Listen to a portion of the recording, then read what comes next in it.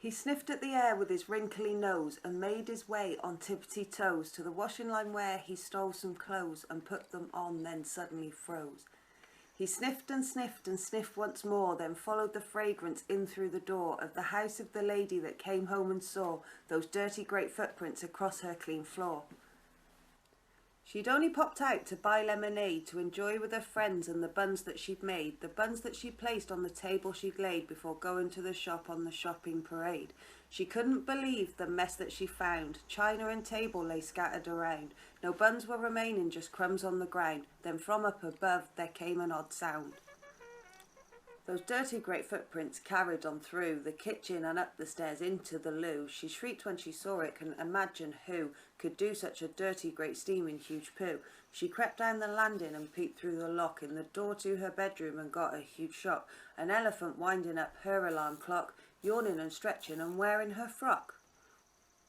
"You cheeky wee beggar," the old lady did shout as she strode in the room waving her cane about. "You'll clean up your mess, of that there's no doubt. Now go flush that toilet, you wrinkly grey lout."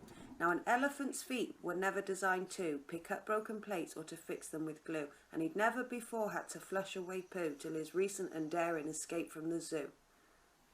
He'd spent many an hour plotting plot after plot, but managed no more than diddly squat. Then this very morning, believe it or not, his cage was left open, so off he did trot.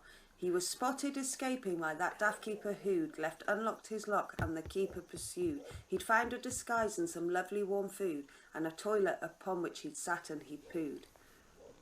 His lack of fingers and thumbs aside, the naughty elephant really tried to clean up the mess that he'd made inside the house where the lady who baked did reside. She'd watched and she'd laughed as she tried hard to mop the floor of the kitchen, but she'd had to stop him from making it worse with his slop, and sent him away to the local cake shop. He wore some dark glasses, a scarf and a hat, and crept through the streets as quiet as a cat, purchased the buns and had a quick chat with the baker, then turned around and headed back. He'd very near made it without being seen, but the local police force were really quite keen to capture the beast. They'd rather have been with coffee and donuts in the station canteen. The leaves on the path were hiding a net that sprang up around him as fast as a jet. Then quick as a flash poor Jumbo did get a jab in the bum from the zoo's friendly vet.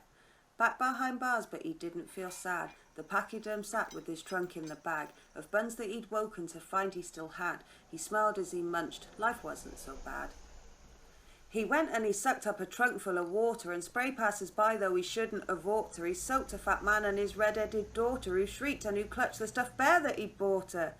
Then later that night, the moon overhead, and the visitors gone and the residents fed, the big tired beast lay upon his own bed and smiled as he thought of adventures ahead. All it would take was a little mishap, a gate left unlocked by that old keeper chap, but next time not stopping to take a quick nap and not walking into a dirty great trap. Next time he would make it to freedom he'd flee, stow away on a liner and sail every sea, or find a nice jungle and finally be what all creatures want, just happy and free.